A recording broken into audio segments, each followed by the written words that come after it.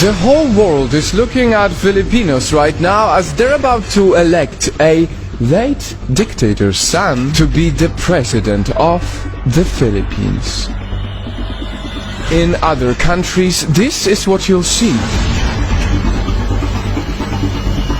And from outsiders watching it unfold, this is what you'll hear. The son of a guy who terrorized the Philippines for years is now the front runner to take over. Bongbong Marcos has shown virtually no remorse for what his father put the country through. So why is it that this man is leading a presidential race by a landslide? Yes, over 30 million Filipinos voted for him, at least according to the partial unofficial tally. Is it because Filipinos see something in him that a big part of the world doesn't? Nightfall. This is a special video that will spotlight, not my opinion, but the voice of Filipinos for the Filipinos. And if you're watching this election unfold from a different part of the world, stick around because you might get your answer. Ladies and gentlemen, this is what they said when we asked, what are your hopes and fears for the next president of the Philippines? One thing is definite, as it's often in the politics, there is a strong contrast in opinions. One side is already bracing for really dark times. It's a really dark time for the Philippines right now. I fear that disappearance, torture, politically detained, death, and other unlawful acts against our freedom and human rights might happen again. While the other is celebrating a bright future ahead. And as 30 plus millions of Filipino people voted for him, I don't think we have the reasons to be afraid of because, yes, majority of us believed in him. Mabuhay ang Pilipinas. There is no reason to be feared because our new elected president is chosen by the majority. And I hope that new administration will help all of Filipinos in call of needs and put some good plans in health, education, economy and infrastructure. It's almost like they're living in different realities, holding different sets of facts. How could I trust a leader who uses disinformation networks to promote himself, fake news, and trolls? How could I support a leader who never liked attending debates, never liked being criticized? There are no fears, as it is the beginning of new era, a new place for Filipino to arise from prostration and hope. And maybe that is why Marcos Jr.'s call for unity during his campaign has resonated with a lot of people who are simply tired with the so-called toxic division.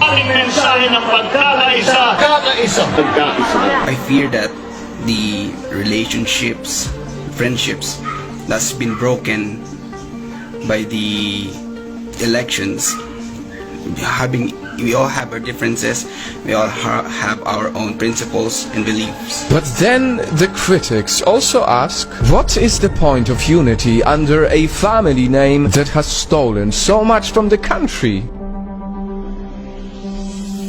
My biggest fear for this election is to have a president that is stained with corruption and built by disinformation. I am genuinely scared to put back into position what the people back then ousted. To which Marcos supporters usually counter with two things. It is time to forgive what his family did and that he cannot be judged through his father's sins.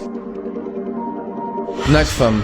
I realize that it doesn't look good when me, a foreigner, comments on other countries' affairs. We all know, because it's politics, there are many more complicated issues that this video has not even touched yet. Rampant fake news, disinformation, some reports of election irregularities, to name a few. But if you ask me, how I feel for the country that has become such a big part of my mission, here is what I know to be true. I know that Filipinos deserve so much from their government. I know that the poor and the underrepresented demand a public servant who truly cares about their needs in jobs, health, and education. And I know that every voter only wants best for their nation. And as I know all of this, I must tell you something that is very sad, disappointing, and difficult. I have been contacted by many people from the Philippines, and I can see how many are so afraid to even voice their opinions.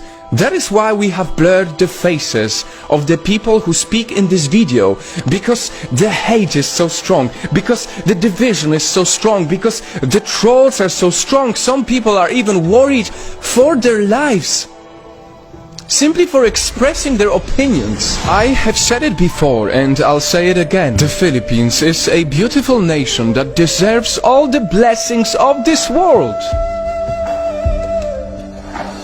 That is why only recently our Project Nightfall organization helped raise funds after the typhoon that hit the Filipinos. Over 20,000 affected people received help from it.